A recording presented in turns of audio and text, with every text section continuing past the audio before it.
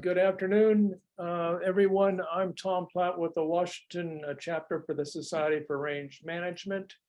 And today is our second quarterly presentation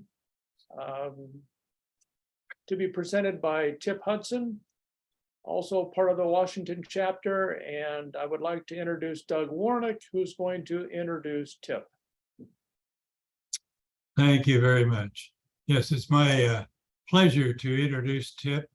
I became acquainted with him in 2001 when he moved to Ellensburg, and he first took the job of executive vice president for the Washington Cattlemen's Association, and was there doing that work for a couple of years, and a new position was created in WSU Extension in Kittitas County, and Tip, it was with a major focus on rangelands.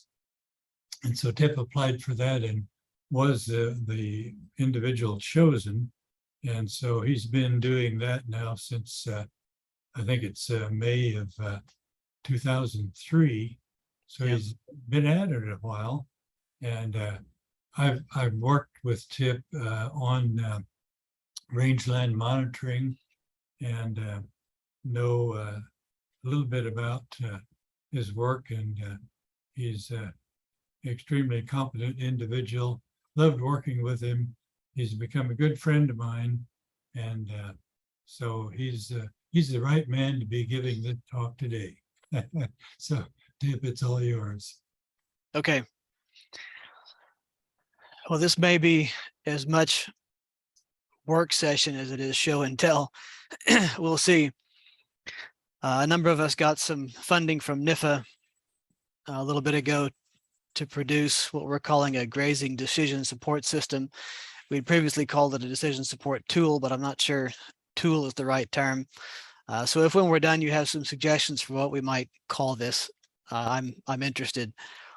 As many of you know, I love the Nathan Sayers 2017 book, Politics of Scale, A History of Rangeland Science. And in there, he says that, intriguingly, that rangelands are more akin to oceans than croplands or forests, because they're vast and variable, and they resist micromanagement. Along this same line of reasoning, our own Tom Brannan likes to say, you don't measure with a micrometer what you're going to cut with a chainsaw. And I think some of our historical approaches to developing stalking rates are due for some upgrading. And, you know, Nathan has this somewhat sociological definition for rangelands, which fits, I guess, ironically, with the old range textbook definitions of rangelands that defined rangelands by everything they were not croplands, not forests, not urban areas, not open water, not whatever. It was everything that was left over that was rangelands. Well, the sociological definition gets at some of that marginality as well. And he says that rangelands are non-forested places where intensive economic activities have not yet taken root. And I think if rangelands are going to escape the more intensive economic activities, other than livestock grazing, then we have to manage them in such a way that at least livestock grazing can be economically viable. And that requires keeping healthy rangelands healthy and improving those that are degraded, preferably without spending tons of money. I was in Fort Collins, Colorado a few months ago for the Society for Ecological Restoration conference there, and much of the research and the talk was focused on rehabilitation on lands that have been affected by energy development. And there's a lot of it, both development and a lot of affected land. And there's a lot of money being used to put Humpty Dumpty back together again after the soil's turned upside down and churned up. And I think we would like to find some solutions for management of rangelands that prevent some of these permanent conversions to whatever that might be, whether it's wine grapes, subdivisions, solar farms, you name it. So this group applied to NIFA's Renewable Resource Extension Act National Focus Funds for some money to start work on this. The program goal for the National Focus Funds is to enhance the sustainability of U.S. forest and rangeland resources and to enable landowners and managers to achieve their desired goals and objectives by making sound research available to them. That's sufficiently generic and pie in the sky to justify spending money on lots of different things.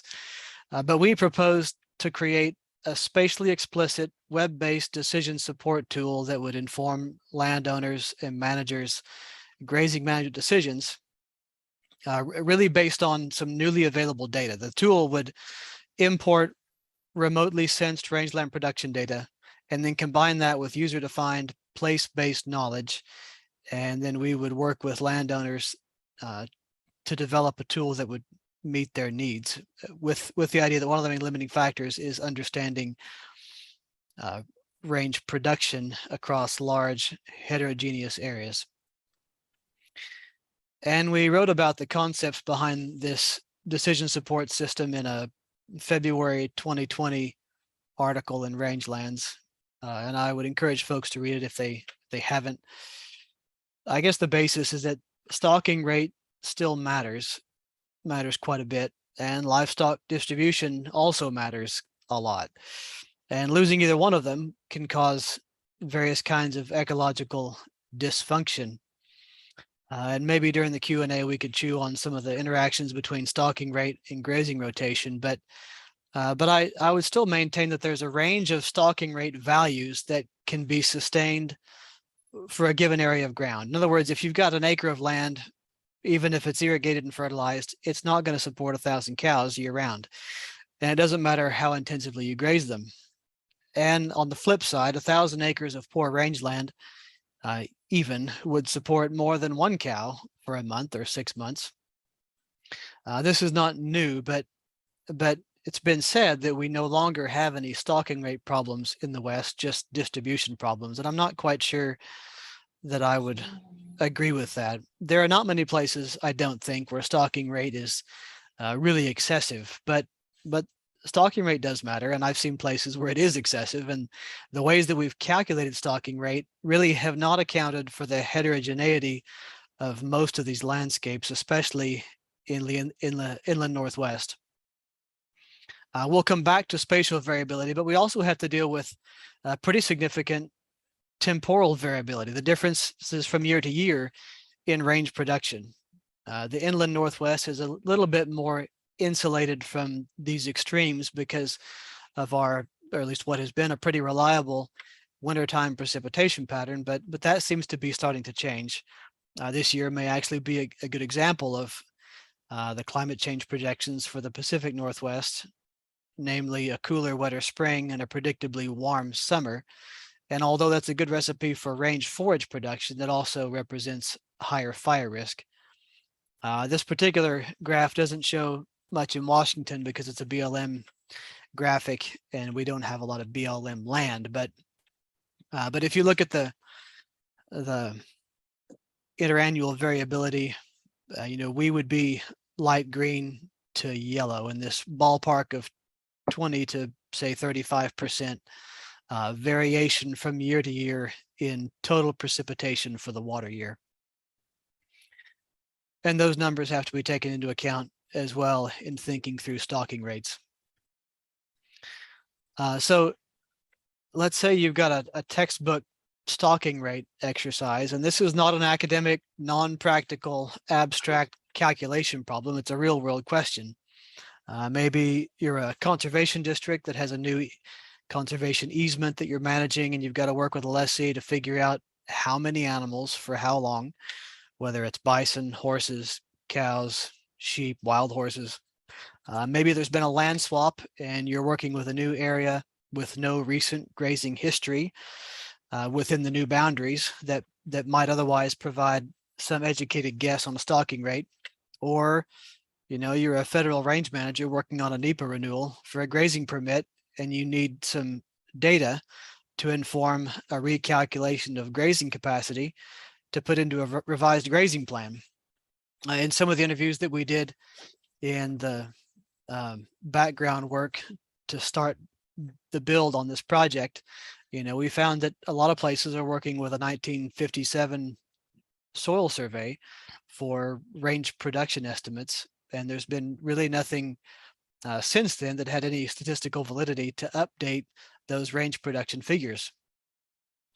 Or maybe you're negotiating a grazing lease on private land and want to set some parameters for how many animals can stay for how long. So the question is, where do you start?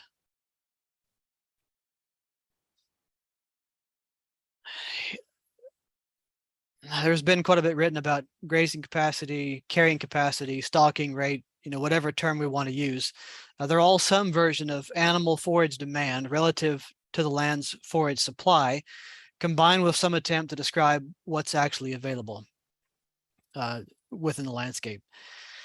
That generic equation then is some version of forage quantity times whatever percent of the total available forage or the total standing forage that we want to say is going to be available for use by livestock, combined with some factor of terrain use, whether that's a guess or some way to more in a more spatially explicit way define what is and is not available. And then the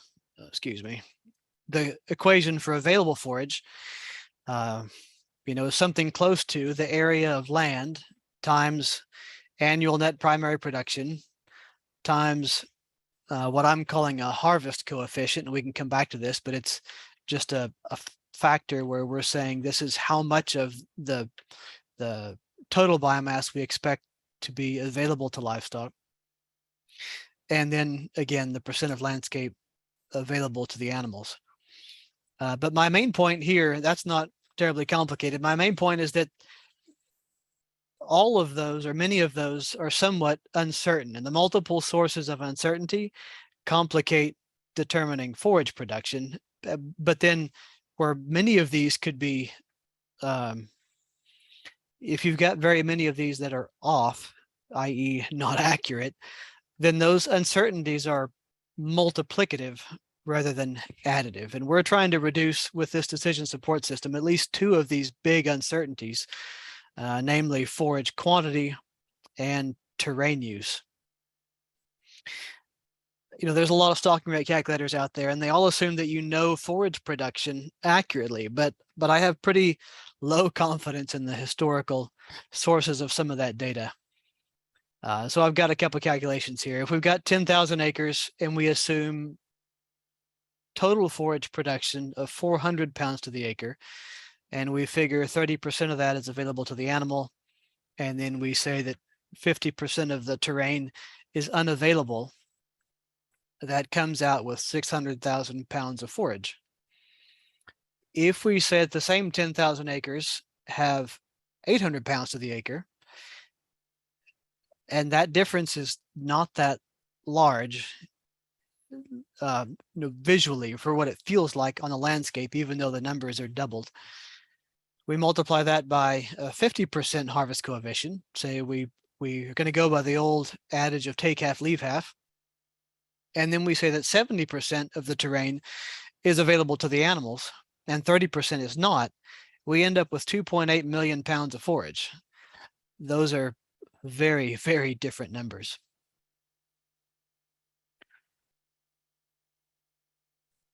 So I want to hammer home this point. Rangeland landscapes are notoriously spatially heterogeneous.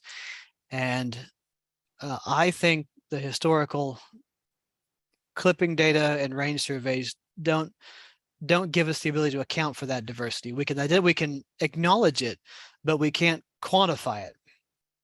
We can't say that 1,630 acres have this general production value, and then this 2,800 acres have this value. That really hasn't been very possible.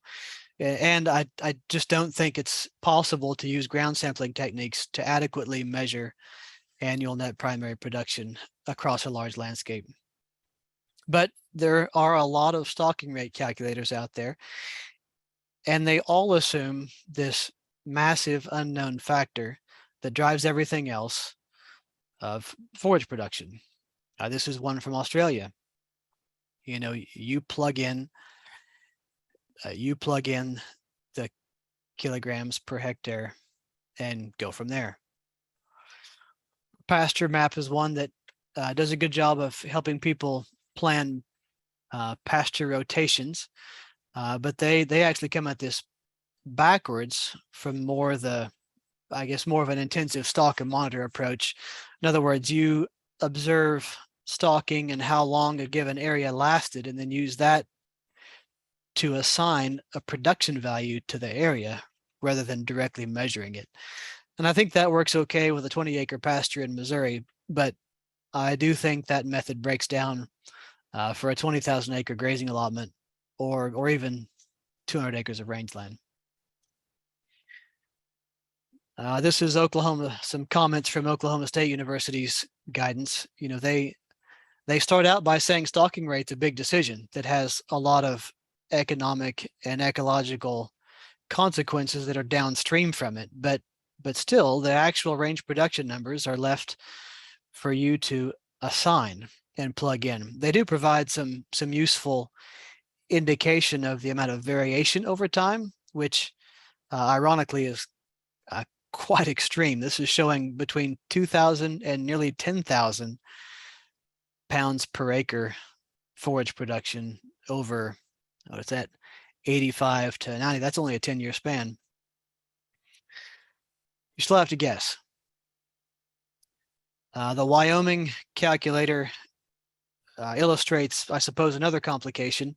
You can either start with a fixed time frame and then figure out how many animals an area will carry over that time frame, or you can start with a fixed herd size and try to figure out how long that number of animals could graze a given area. But still, all the tools assume that the user is able to accurately define forage production. South Dakota's calculator by Krista Ehlert, who is a pretty good hand, gets at some of these options. You can calculate different ways, but again, you plug in forage production.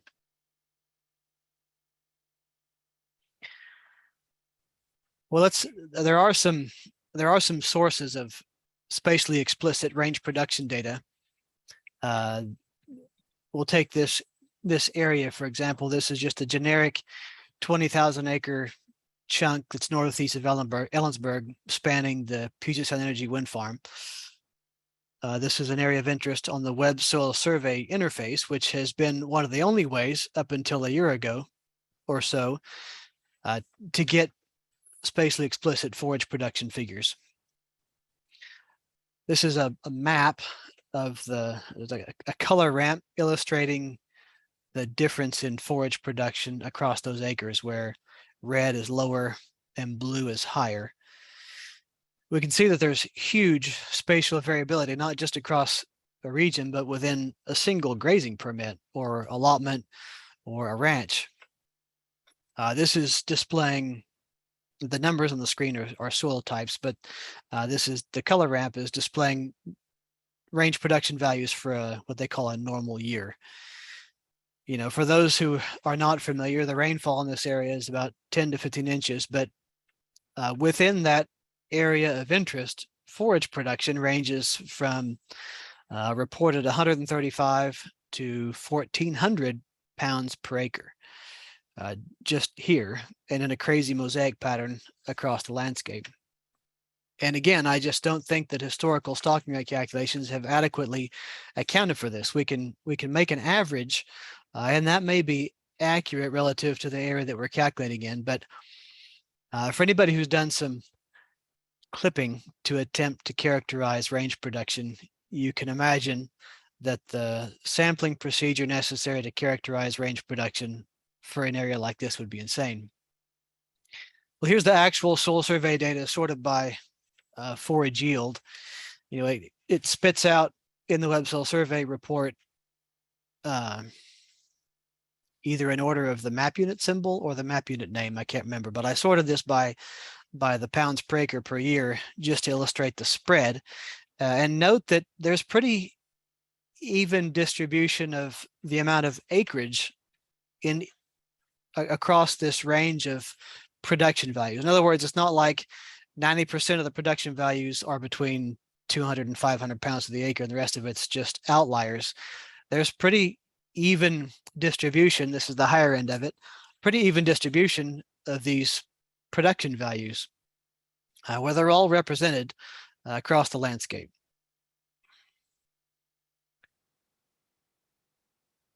So if you were assigned the task of, ground sampling to characterize forage production and didn't have this, because again, the web soil survey values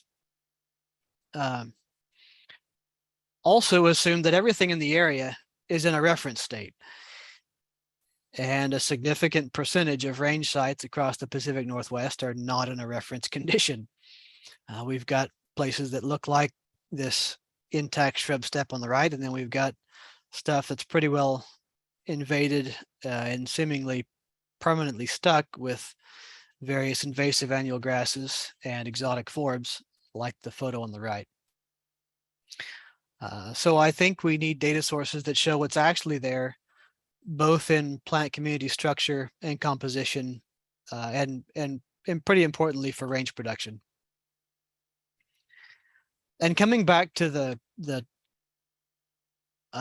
livestock distribution factor, it matters which specific areas within this large boundary are not available to livestock by virtue of distance to water or slope or terrain barriers like a cliff or a dense forest or whatever.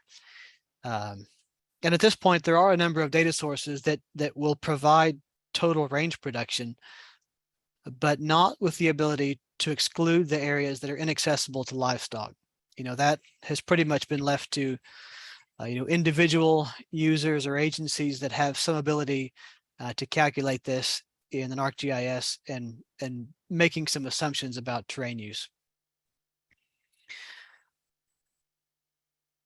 This is a screenshot from the Rangelands publication that we published, illustrating some of the different data sources. The web soil survey is this Surgo data, and then at this point there is the Rangelands analysis platform, which uses a combination of native data sources, and the Rangelands production monitoring service, which is using at this point 30-meter data. This is Matt Reeves' project, and there are a number of other vegetation data products that get at composition and cover and percent annuals. So the idea with this project is that the system would import all of these different data sources into a web interface that's user friendly enough that a rancher and a public agency RangeCon can use it and make some decisions and play with various factors. So, I guess the thing that distinguishes what we're proposing and have begun to build from other things like the Rangelands analysis platform Production Explorer is that we're really trying to dial in, we're trying to allow the user to characterize the animal's response to the landscape. And so we're building a number of user inputs that will define animal behavior, specific to a given area. So one, we're going to collect estimates of above ground forage production so that users can both visualize the spatial patterns of forage production as well as the temporal trends or the change over time in forage production. And then the user would be able to define for their livestock and their context, how far will animals travel from water? What slopes will they use? What harvest coefficient do they want to apply to this area with some hard boundaries set within the program? And likely a couple other non-stalking rate management factors.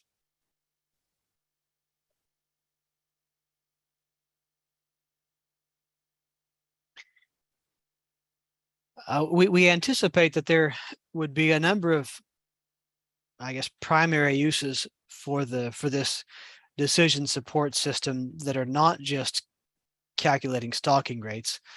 One of the main ones based on the ability to, to tell the system where water is. You could place a new water source on the map and then recalculate available forage. In other words, if I put a watering site here, how many more AUMs are available in this landscape than there were before? This would help to optimize infrastructure placement, both ecologically and economically. Or what if we remove a fence or add a fence? How does that change where animals can access forage or not? And if somebody's using virtual fence, we could use this system to optimize fence placement in order to best use existing water and topographic barriers. Well, I mentioned that the rangelands analysis platform is probably the most sophisticated tool right now. Colorado State University has a stocking rate calculator that is pretty similar, but in looking at it recently, it's essentially, it is the RAP calculation. So these are the same thing. As people may know, the RAP was originally developed to display vegetation cover values over time.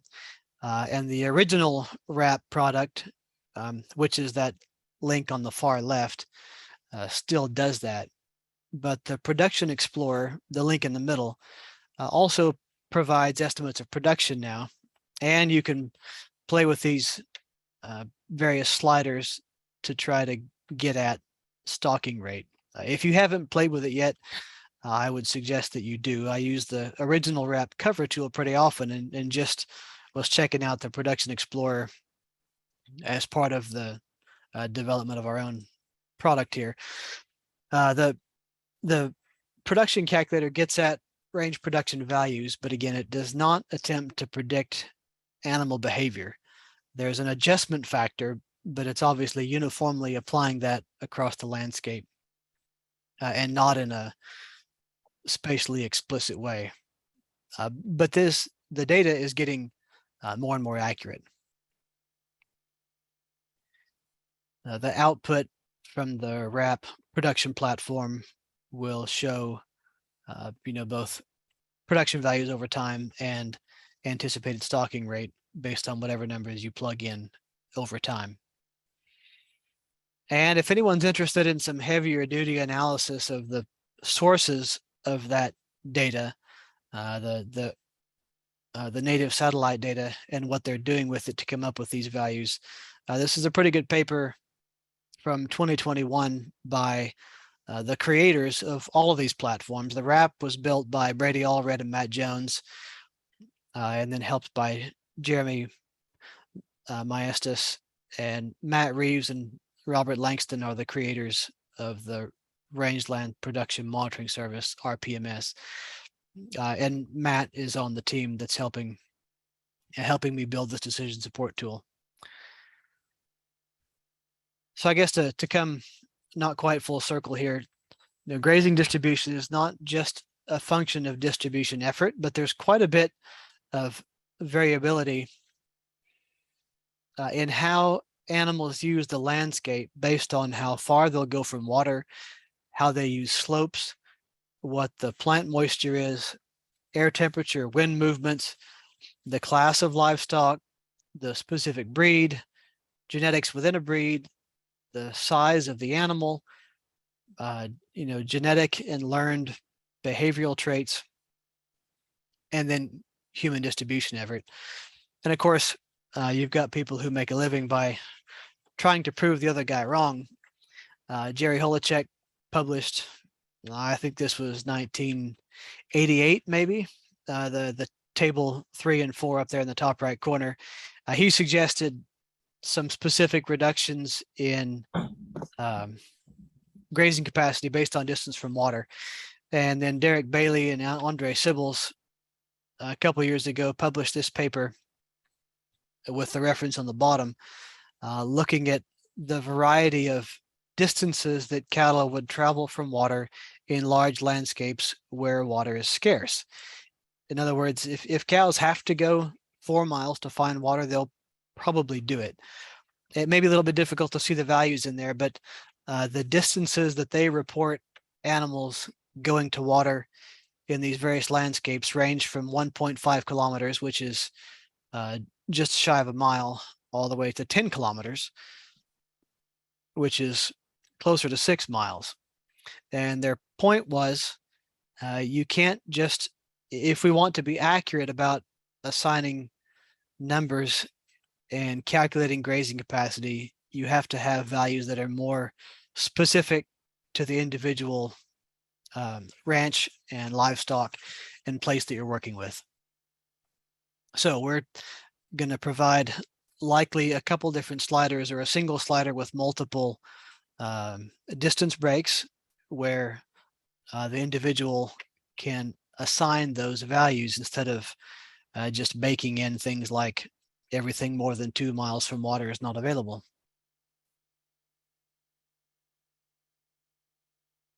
This was some additional information in that same paper, just illustrating that, you know, this 1 mile mark may not in many large landscapes represent actual grazing use very accurately.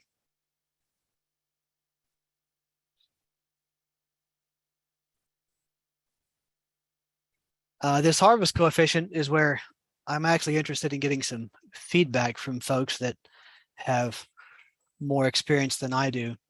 I think this is a pretty important number, but there's been surprisingly little written about it. The only chart like this that I've been able to find was this article from Holacek and Rangelands from 1988, where he has the guts to publish some proposed recommended percent use of key species in order to maintain sustainable grazing. And so he identifies these several different range types and plugs in some actual numbers for percent use of key species. And I think he's the one that used the term harvest coefficient. And I've seen it used a couple places since then, but not very many places. I like the term harvest coefficient because I think it communicates the intent and the actual use of that value, which is a calculation factor used to plan grazing by identifying the proportion of total annual net primary production that we want to make available to livestock. What gets confusing is that it often gets called utilization, but that number that's used in a calculation as a factor or a coefficient may differ from what is actually used by livestock in terms of utilization values, especially if you know, net primary production varies quite a bit across the landscape. And of course, that differs also from key species use, which is usually what gets measured in utilization studies. So the harvest coefficient of 35% would likely result in greater than 35% use on the most preferred species. So I'm still fishing for what we call this number. I don't like utilization rate, and I don't like percent use of key species. I think I like the term harvest coefficient, but I'm afraid that it doesn't have much meaning for people. So I'm almost done, and we can talk about that here in a minute.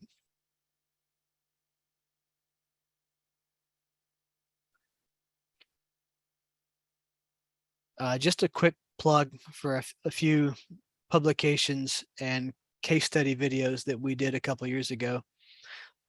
We had previously gotten some Climate Hub funding to do short film documentaries on ranches in Idaho, in Oregon, and Washington that were managing for what we called rangeland resiliency against climate uncertainty. And the idea behind this was that the stuff that people should be doing to manage rangelands for maximum resiliency against climate change is pretty much the stuff that they should be doing anyway, whether or not the climate and the vegetation is changing. So we called these no regret strategies. And in the 3 different case studies, I guess outlined some different angles of managing full resiliency, ecological resiliency, social resiliency, and operational resiliency. So if you haven't seen these, they're short enough that they're not a gigantic time commitment. And the publications that go along with them describe some of the science behind these different approaches to increase resiliency. And then finally, if you have not listened to the Art of Range podcast, I would encourage you to pull that up in your podcasting app and start listening. There's actually, I think, either 2 or 3 episodes in there with Brady Allred and Matt Reeves about the rangelands analysis platform and the rangeland production monitoring service and Fuelcast, which is a little bit different take on some of the same data. So I'm going to stop there, and I think we've got enough time to have some discussion.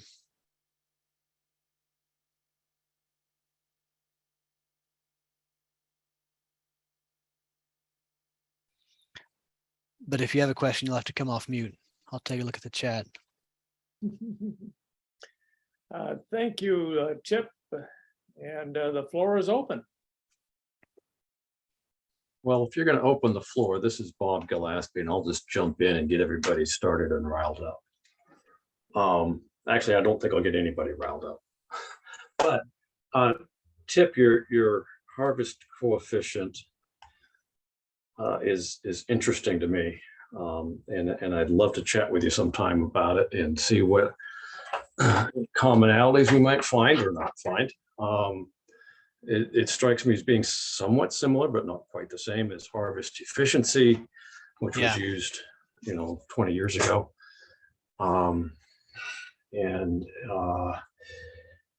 My way of thinking of it is I don't really care what grazes the plants, what removes the photosynthetic tissue.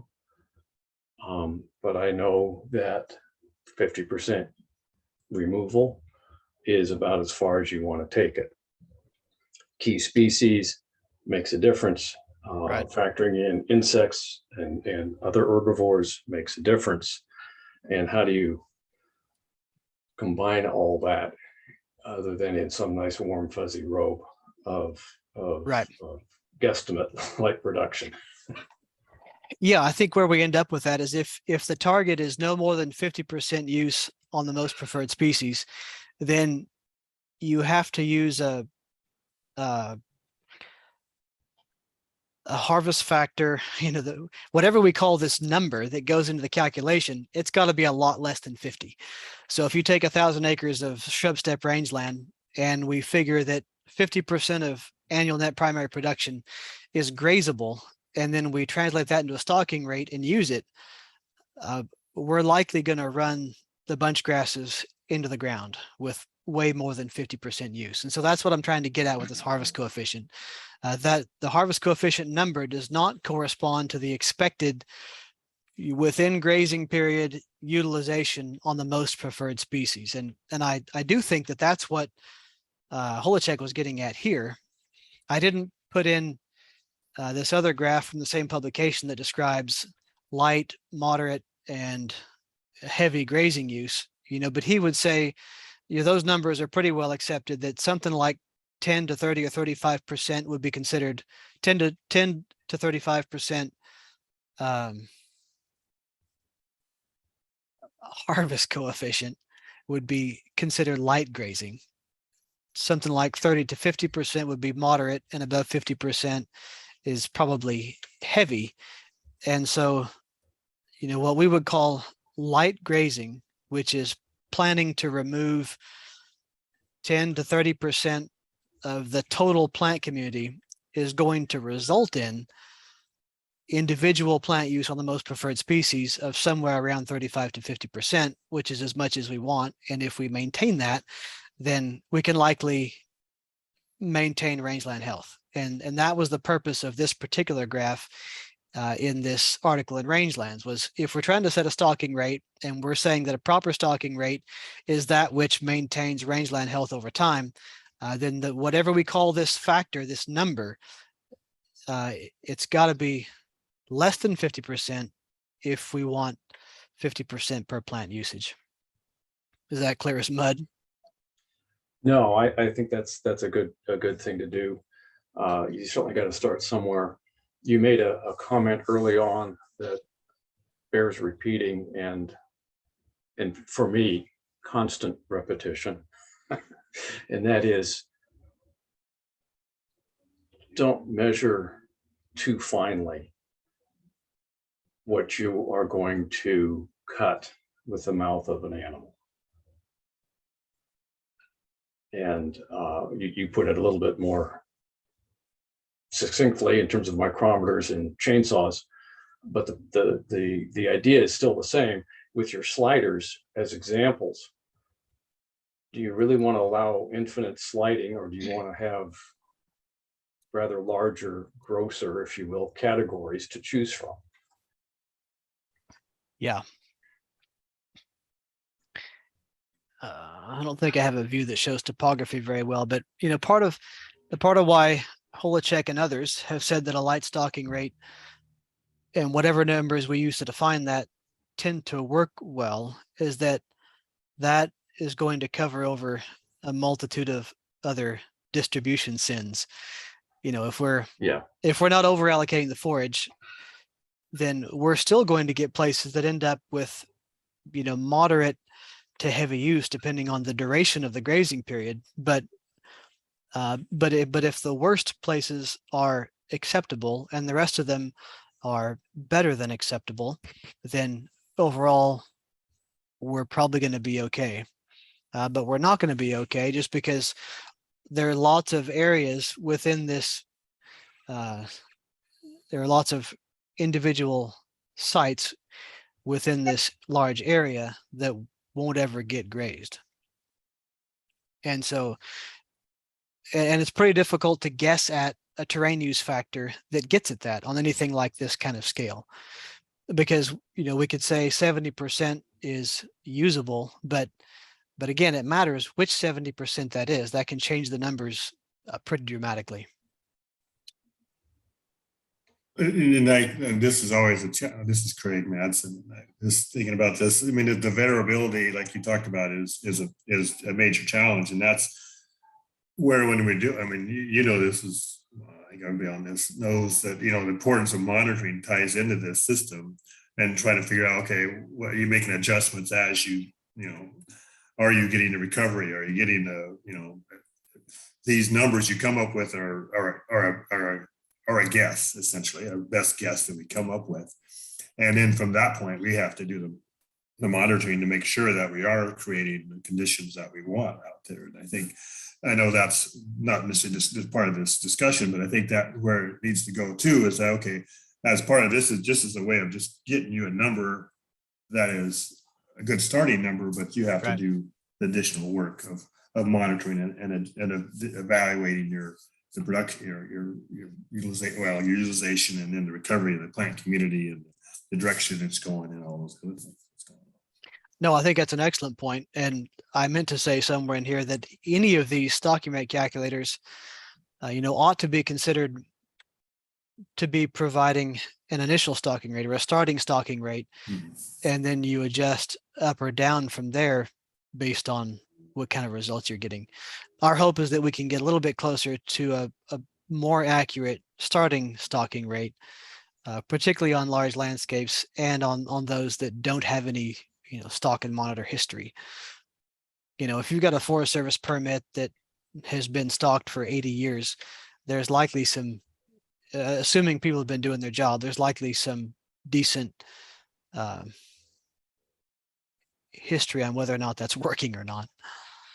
But where you don't have that kind of history, it's pretty important to start with better data.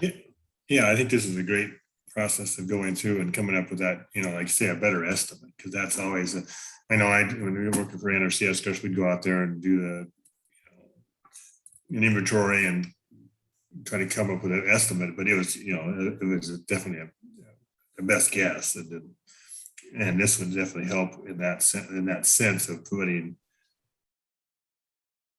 giving you a better estimate that you can work from, and then again make sure that the monitoring's in place to go from there. So, yeah.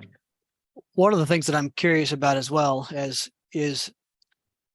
most of these data products, well, both the RAP and RPMS, can help distinguish between annual and perennial grass production.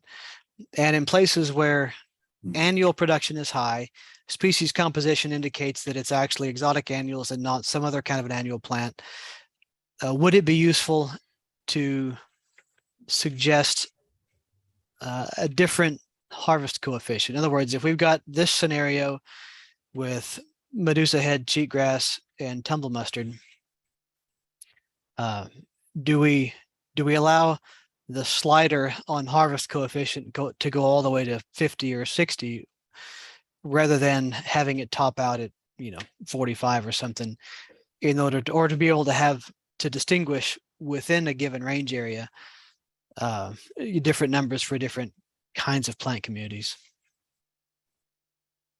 That's a good question, Tip. And I think that it could go higher than 60. I think that on annual ranges, the timing is critical. When are the animals going to be out there? You can hit it pretty hard when it's green, and I don't care how many hoof prints per square foot you have, it's going to be pretty tough to get significant use when it's dry. Mm-hmm. And the other thing to factor in is the 50% take half leave half principle is good for perennials. It's not absolutely necessary for annuals. And what are you trying to maintain? And perhaps ground cover or litter cover amounts, something is perhaps more important in some situations. Yeah. Yeah, hey there. My name is Kyle Hogreef. I'm a PhD candidate from Oregon State, and I would do some work out here in Wallowa County, and I work with the Nature Conservancy office that runs the Zumwalt Prairie Preserve quite a lot, and a lot of ranchers around it as well.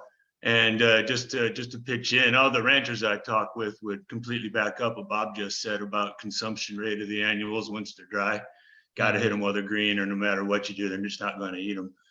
I think another piece that might be important to your utilization conversation is something that the TNC was focusing on in a workshop out on the Zumwalt Prairie 2 or 3 weeks ago, and considering the factor of wastage when you think about utilization.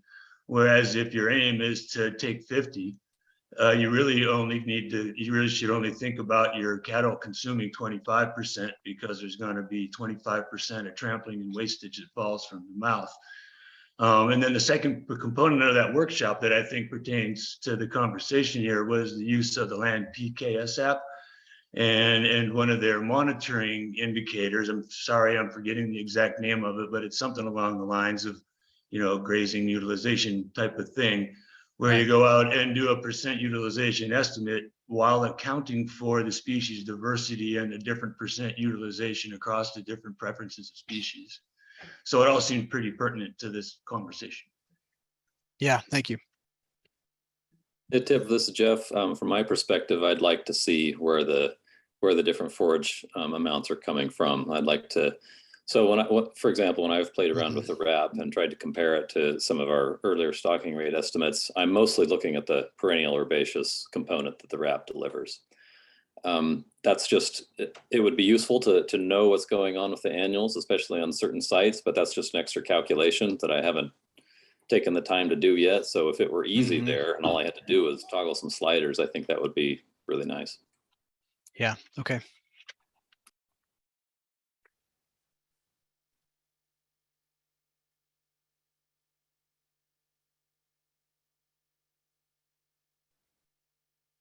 Tip, is there a current year's forage estimate component of this tool? Current year production?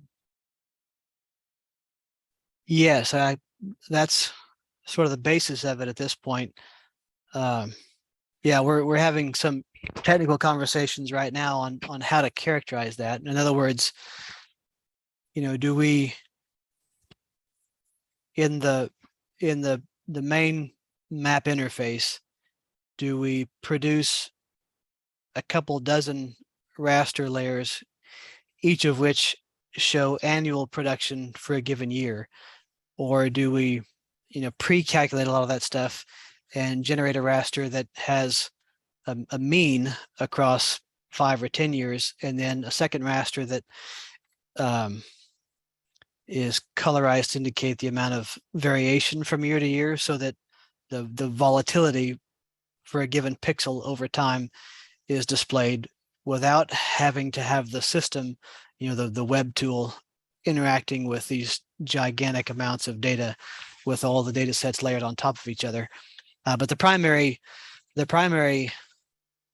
application for this would be to look at annual production, whereas say Matt Reeves' Fuelcast is looking at these 16-day rolling windows where you're looking at real-time current and projected forage production right now.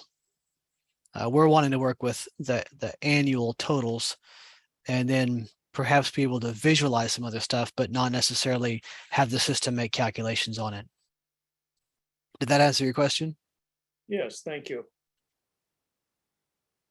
Hey, Tip, I wonder, all of that information to me is geekily wonderful and interesting.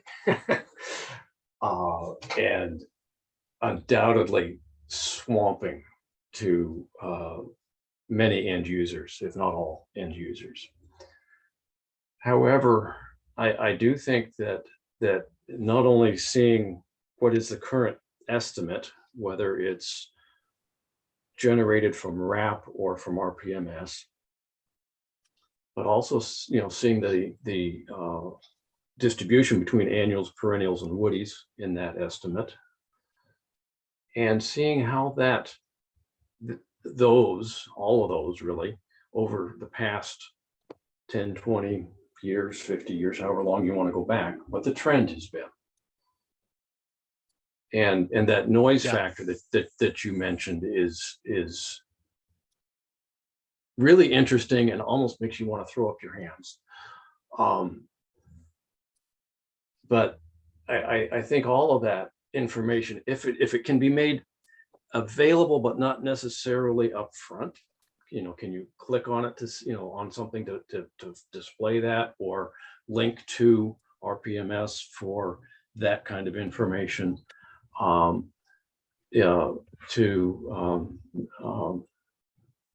those that are interested. Yeah, that's what we're considering right now, is producing, like I mentioned, a couple different rasters that the thing will make calculations on, but then make it easy for someone to bounce out to the rangelands analysis platform, where they can get, I guess I don't have it's kind of hidden in here, but where they could get the fuller history of production values. So instead of us trying to provide all of that in one place, which is going to pretty quickly get technologically overwhelming, provide what we think is most useful to produce stalking rate estimates, and then make it easy for folks to get to these other locations where they can visualize all of that data across time if they want to. Yeah, I'm not a GIS user, and I'm not a remote sensing data geek, so I've spoken just slightly beyond the limits of my knowledge and ability in trying to give this presentation. My role on the team is to kind of coordinate us, and also to help think through livestock use and how the end user is going to interact with the program. No, you're in good company with all of us, I'm afraid. Or at least speaking for myself. I think that's great. I think ways to bounce out and be able to bounce back in from various sources. You don't need to reinvent wheels.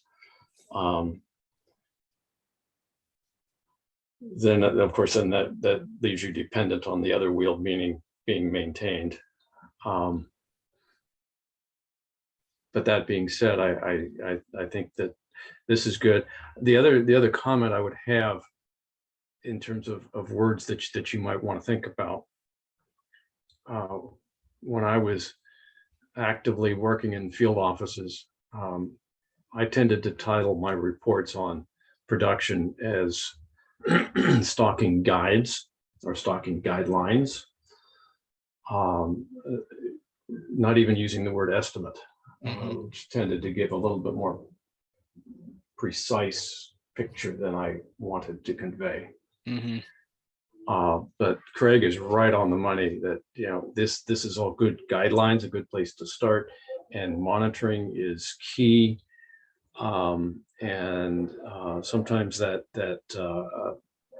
look of the land, I can't remember what it was called, a way of judging the health, if you will, at a landscape scale, can tell you just as much as measuring the leaf length and what was removed. Tip, why don't you wrap up and tell us what your time frame is for completing this? Yeah, we've finished up doing end user interviews with a variety of ranchers across the West, Forest Service, BLM, Nature Conservancy. Who else did we talk to? We've about a dozen or 15 end users to collect information on how they see themselves interacting with this, where they've historically gotten stocking rate data, whether they know of some of the other current sources to get this data, and then what they think they might do with it. We wrapped that up back in May, and so now we've begun trying to work through kind of the back end coding for how to deal with the data and what specific data do we want to use and how are we going to calculate it. Are we using, you know, some of the raw estimates like you see in the wrap, or are we going to use that to produce a product that is what people interact with? So we're the project was active October of 2021, beginning of the federal fiscal year, and it's only a 2-year term. So we're expecting to have a working prototype, you know, by this winter, and then within the remaining 9 months on the grant, be working with some of the same end users and some additional folks on beta testing it. And the idea with the beta testing is that we want to work with people that do have some pretty reliable grazing history and healthy rangelands, you know, where we can compare what does this come up with and where they have a pretty good idea of where animals spend their time. So we're going to use the beta testers to help dial in how to, you know, more accurately predict livestock distribution on the landscape, and see whether or not the stocking rates that we come up with pass the straight face test. And will that, yeah, this is Ken, will that, when you're beta testing, are you going to leave, I guess, space open to use for, especially for allotments that have quite a bit of data, history of data for use pattern mapping? It seems like use pattern mapping should figure into this somehow, but I don't think you can. So it's like a widget you could add in somehow, or tell them how it would be appropriate to, if you have use pattern map data, here's potential use for that within this system. Yeah, for sure. One of the things that we've considered is to what extent does the system need to allow for mobile data entry? So, you know, one of the key features is the ability to input your water source on the map. And you know, a surprising number of agencies don't have that data in a GIS system, and a lot of ranchers don't either. So, you know, can you, pretty much everybody feels like there's a need for, on either an app or a mobile friendly website, to be able to, you know, push a button that says, I'm standing in this location and this is a water source, and input it there. But one of the other things that has frequently come up is, you know, if you have either some historical data on use mapping or want to do some of that in the field, you know, some way to annotate a map product that you're looking at, you know, in a geo-referenced way in the field to say, I'm right here, and this predicts that there would be livestock use here, and there's none, and we've already been through, or vice versa. So yeah, we are looking for some ways to incorporate that, you know, either live, where you can provide some, you know, adaptive management feedback to yourself, or retroactively, where there's existing data that could be brought in just to compare with the predictions of the GIS. And if you're aware of some people that have some decent historical use mapping that could be looked at, I'd be interested in that. I haven't seen much of that. Tip, thank you. I'm afraid the witching hour is upon us. Tip, I appreciate your sharing your experience and your insight with us. I